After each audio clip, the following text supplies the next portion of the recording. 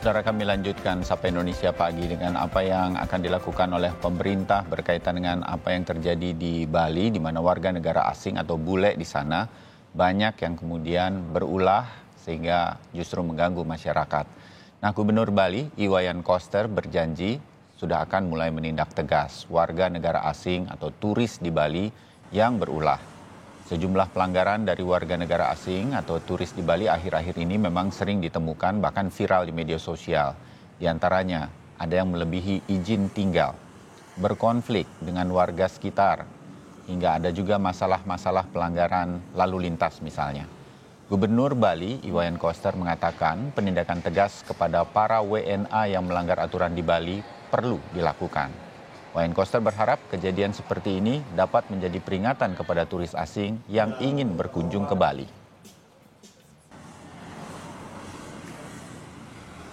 Persoalan wisatawan asing yang banyak melanggar aturan di Bali belakangan memang menjadi sorotan. Lalu bagaimana Kementerian Pariwisata dan Ekonomi Kreatif menanggapi hal ini sebagai pemerintah pusat? Kita akan tanyakan langsung kepada Mas Menteri Pariwisata dan Ekonomi Kreatif Sandiaga Salahuddin Uno. Mas Menteri, selamat pagi. Terima kasih waktunya untuk Sapa Indonesia Pagi. Salam sehat.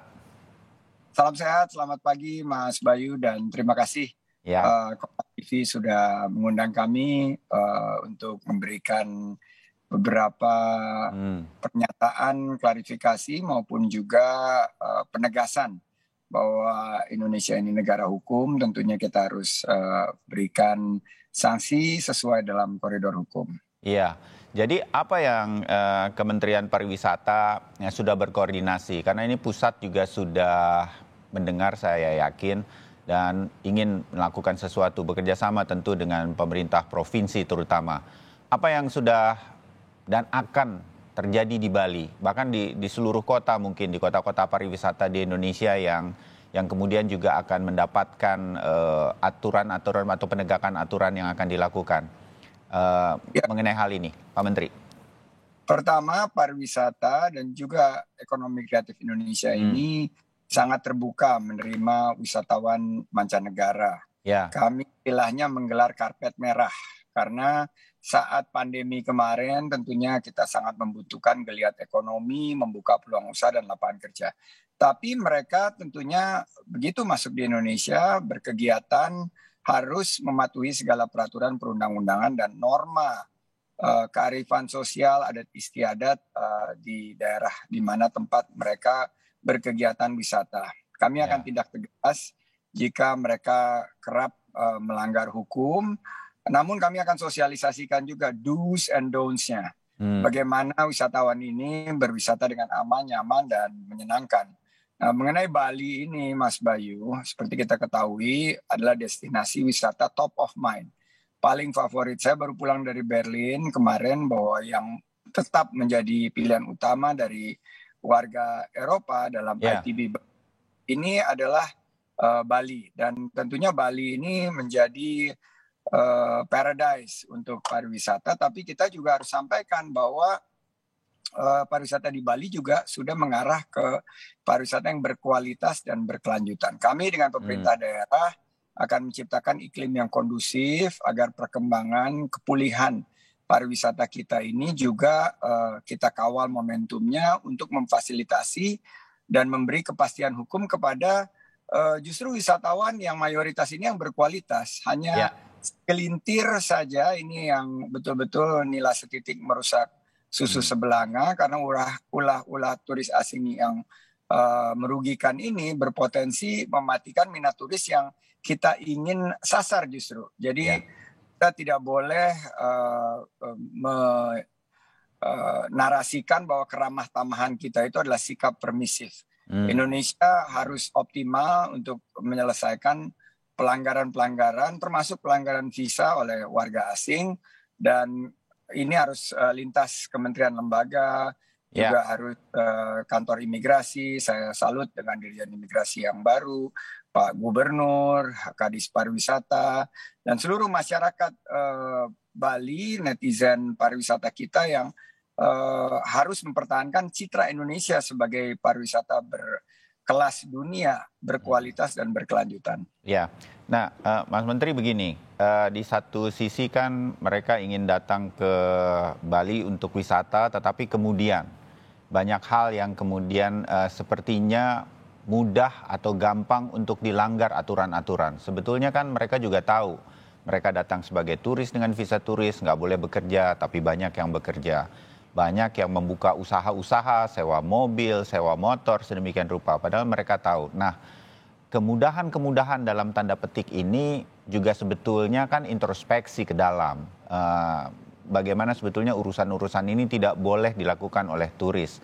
Nah, ini juga akan terjadi nggak sedemikian rupa lintas lembaga, lintas kementerian untuk membenahi ini agar aturan ini tegak dan kemudian tidak bisa siapapun, mau WNA atau dari manapun, melanggar aturan-aturan ini, di Bali khususnya, Pak Menteri. Kuncinya, Mas Bayu, adalah penegakan hukum. Karena kita adalah negara hukum, dan kita sudah memiliki koridor hukum apa yang wisatawan mancanegara tersebut bisa lakukan. Misalnya visa 211, mereka boleh bekerja, tapi bekerjanya itu bukan untuk ranah yang diperuntukkan untuk warga lokal. Mereka bisa work from destinations. Misalnya mereka bekerja di Bali, tapi untuk perusahaannya yang ada di Australia yang memberikan kemudahan staycation atau digital nomad. Nah, itu ada visa khusus. Dan mekanisme kontrol untuk pelaksanaan penegakan hukum ini harus kita tegakkan secara tegas, dan kita lihat peruntukannya mereka masuk ke Indonesia menggunakan visa apa. Kalau mereka menggunakan visa on arrival, mereka tidak boleh bekerja sama sekali. Dan ini akan kita terus sosialisasi dan kita libatkan instansi terkait, Kanwil Kemenkumham, juga imigrasi. Kami sudah membentuk Satgas dengan Pemda, dan kami sudah menyampaikan hotline untuk termasuk juga para netizen untuk melaporkan nih seandainya ada pelanggaran wisatawan mancanegara. Jadi kita tidak akan ragu untuk menindak tegas. Kita perlu pengawasan dan penertiban, istilahnya law enforcement kita tingkatkan, dan tentunya para warga lokal, pelaku usaha harus lihat kalau misalnya ada di sebelah kiri, sebelah kanannya yang menyewakan kendaraan atau membuka usaha fotografi, itu nggak boleh. Itu 100% untuk warga lokal, dan saya akan berjuang, saya akan pertahankan, karena kita kebangkitan pariwisata kita ini untuk menciptakan 4,4 juta lapangan kerja baru di 2024. Jadi ini yang harus kita tegaskan. SK Satgas yang diterbitkan Pemprov Bali melibatkan lintas kementerian lembaga ini juga untuk penanganan situasi keamanan dan ketertiban masyarakat di Provinsi Bali dan dalam konteks kegiatan WNA kita. Jadi ini terus kami koordinasikan, dan terima kasih juga nih Kompas TV yang selalu memberitakan situasi terkini, dan kita akan sosialisasi lebih gencar lagi.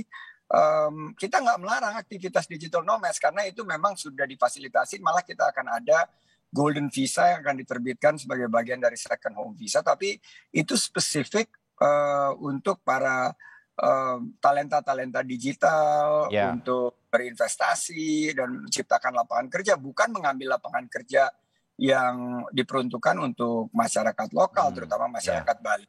Tentunya ini harus kita perhatikan, dan Wisman yang nakal terbukti melakukan pelanggaran terhadap aturan yang berlaku, kita harus tindak tegas sampai kalau perlu dideportasi dan di blacklist. Ya, mudah-mudahan mewakili masyarakat Bali ini bisa kita kawal bersama sedemikian rupa sehingga dengan demikian tidak mengganggu warga di sana. Oke, kita harapkan ini berjalan.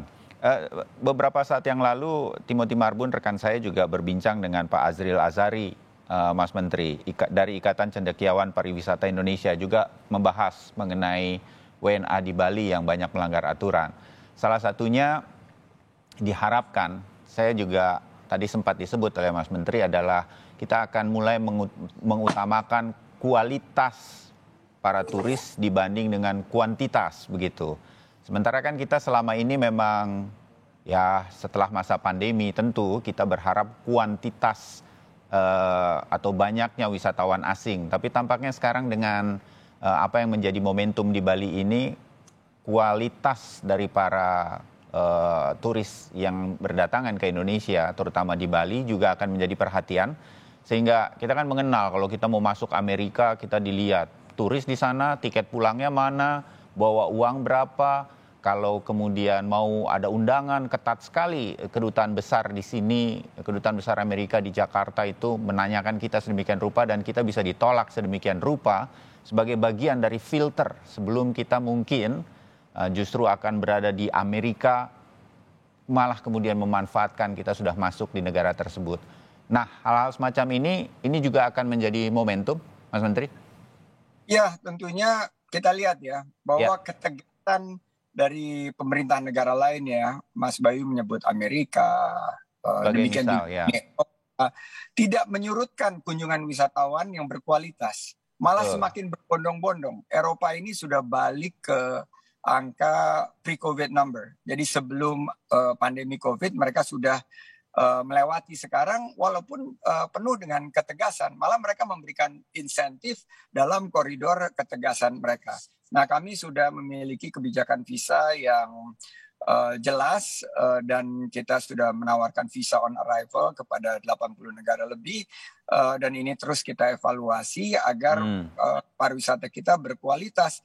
Yang datang ke sini itu yang tinggalnya lebih lama, yang spendingnya lebih banyak untuk ekonomi lokal, yang mendatangkan juga geliat ekonomi bagi masyarakat untuk membuka peluang usaha dan lapangan kerja. Pariwisata ini menciptakan lebih dari 22 juta lapangan kerja, dan dengan ekonomi kreatif total 45 juta lapangan kerja. Ini yang sangat dibutuhkan untuk ekonomi kita bergerak. Jadi narasi kita harus tetap positif bahwa kita sangat menggelar karpet merah untuk wisatawan, tapi tentunya dalam koridor hukum, dalam menuju seperti yang Prof. Azril sampaikan, sebagai pariwisata yang berkualitas dan berkelanjutan, sehingga mereka ini tidak dihitung hanya jumlah banyaknya, tapi bagaimana mereka berdampak kepada ekonomi Indonesia secara keseluruhan, dan memiliki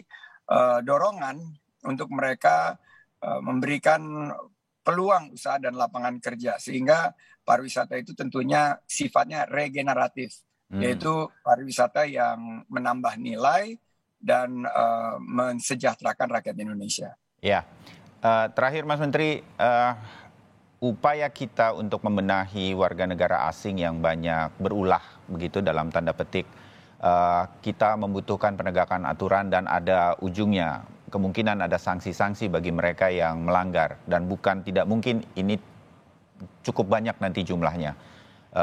Apakah ini kemudian tidak mengkhawatirkan bagi Kementerian Pariwisata, atau ini akan menjadi sesuatu yang baru ke depan, sehingga dengan demikian orang yang mau masuk ke Indonesia tahu mereka harus menghormati apa yang harus terjadi di Indonesia, hukumnya, adat istiadatnya, sehingga ini menjadi juga pelajaran bagi mereka untuk tetap berada dalam koridor yang seharusnya ketika mereka berada di negara kita Indonesia. Mas Menteri. Mas Bayu, kita juga punya PR untuk mensosialisasikan dan memberikan edukasi kepada wisatawan yang datang ke Indonesia, terutama ke Bali, tentang hukum perundang-undangan, norma-norma, dan itu akan terus kami gencarkan. Dan kami memiliki data dengan konsep yang targeted dan segmented. Kami akan sasar peluang-peluang potensi wisatawan yang berkualitas dan berkelanjutan. Kami yakin bahwa recovery kita atau pemulihan kita ini sudah dalam track yang betul. Tapi kita harus pastikan narasi kita adalah narasi yang positif, tegas, dan kita mengambil sanksi yang tegas bagi wisatawan mancanegara yang nakal. Tapi perlu kita yakini, karena dari total 5,5 juta yang datang tahun lalu itu, yang tahun ini kan 7,4 juta, sebagian besar, mungkin 99,9% itu adalah wisatawan yang baik, yang berkualitas. Jangan yang 0,1% ini yang berulah, justru nanti mengubah citra pariwisata kita. Jadi perlu kita tindak tegas, dan saya yakin kalau kita tindak tegas bukannya mengurungkan niat masyarakat pariwisata dunia untuk berkunjung ke Indonesia, tapi justru semakin meningkatkan citra dan kualitas wisata di Indonesia, terutama di Bali yang menjadi tetap daya tarik utama dari wisatawan mancanegara ke Indonesia. Iya, kita dukung upaya-upaya untuk membuat pariwisata kita makin dihormati, tetapi tetap diminati dari seluruh dunia. Sandiaga Salahuddin Uno, Menteri Pariwisata dan Ekonomi Kreatif, terima kasih untuk waktunya pagi ini. Kita bertemu lagi di obrolan yang lain. Selamat pagi, salam sehat. Selamat pagi Mas Bayu, salam sehat. Terima kasih Kompas TV.